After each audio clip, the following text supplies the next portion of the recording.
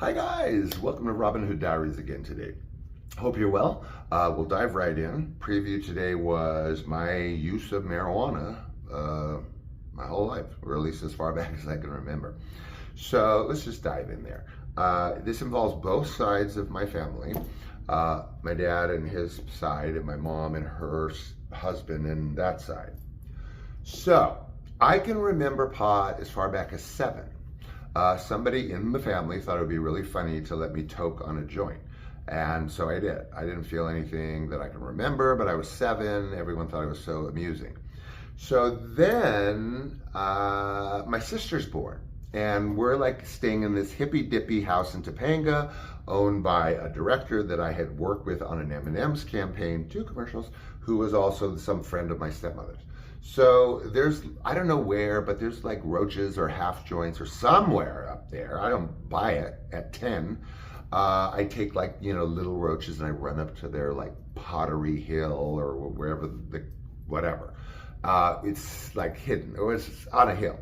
So I go up there and then I'm smoking roaches. My stepbrother even runs up there once and like, what are you doing? So I'm smoking pot. Ask your mom, ask my dad. No.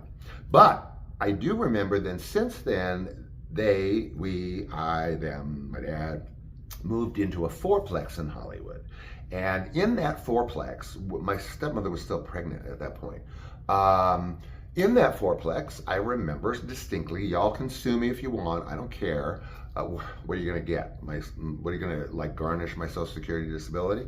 I distinctly remember in that living room of my stepmother and my father and my stepbrother that I was rolling joints in the living room. I remember I had a shoebox lid.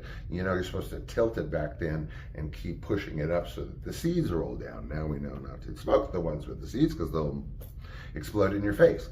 But I do remember that distinctly. Do I remember like toking out all the time? No. But I was sent to see a Tubes concert by my stepmom of a friend who had suffered from cancer and had to have a leg amputated, hence his usage for, of very strong marijuana. Well, he decided to get me high on the way to the Tubes concert at the Pantages. I have never been so ripped in my life, sitting on the floor of the Pantages, like just completely like tripped out on the strongest pot, as you can imagine, cancer victim or survivor. So I'm ripped. And now I'm like, I don't know, 12 at the outside, 11, 12. Okay, so then it's okay, right? I mean, people can say it's not okay now, but it was okay then in the mid-70s, right? So it's also available on my other side of the family, except it's a secret. Again, I can't get into like much of that part of my mom, stepfather, blah, because that is like a huge part of my next book that's coming out in a few weeks. So watch out for that. It's like massively grotesque. But it was accessible through my stepfather on that side of the family too. But it wasn't okay. But it was all over, basically. So now I'm pinching little bits of my stepfather's and I'm making little pinners. And then when the pinners are done, you have the roaches. Remember the burned part of a joint that stank. They stank, man. But at 12, I thought, well, if I tuck the roaches in between like pictures on my wall, it's not about finding it. It's about smelling it. Okay, Sean?